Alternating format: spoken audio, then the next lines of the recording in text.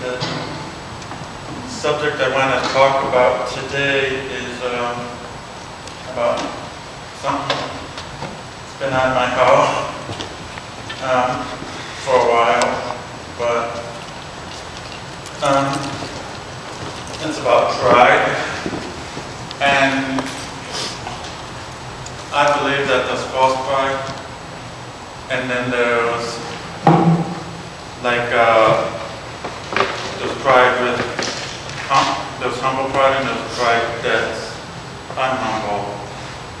And that's a lesson that God had to say something of earlier on when I started my ministry. Because, tell you a history lesson. When I was getting kind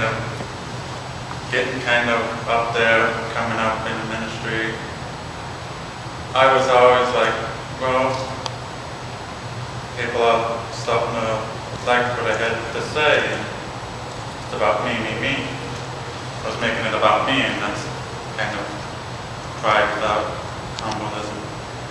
And my brother, who kind of got me started with ministry, kind of said, you need to be more humble.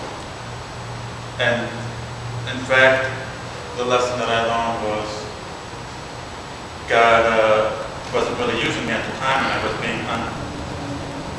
He wasn't really using me at the time because I wasn't putting Him. I was putting people liking me in my ministry instead of God in my ministry, and that's something we cannot do. And in Proverbs 27:2 it says, let another praise you and not your own mouth, someone else and not your own lips.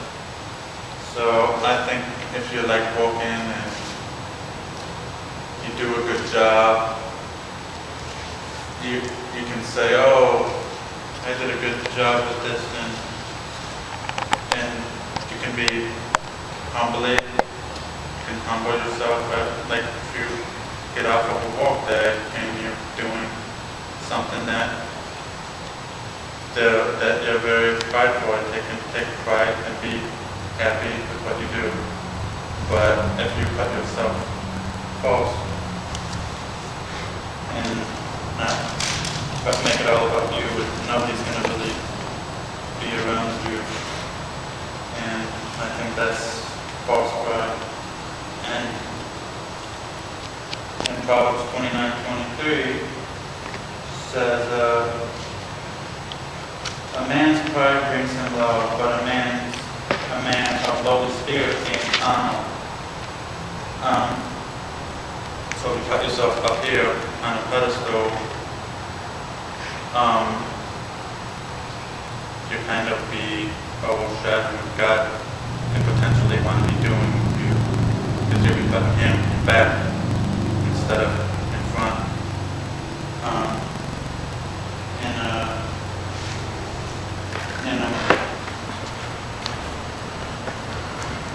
If you ever notice people who are kind of down in their spirits, I've noticed it, because they get a lot of honor because Christians who are kind of coming up, they're humbling themselves. They're humbling themselves at the altar, and so sometimes we need to reflect on and do as Christians and put God first. And it's kind of like that word joy. If you abbreviate it and put J-O-Y, space it, you can spell out the word Jesus, others, and yourself. Put yourself last, others second, and Jesus most important. So anyway, that's all I have to be on my heart.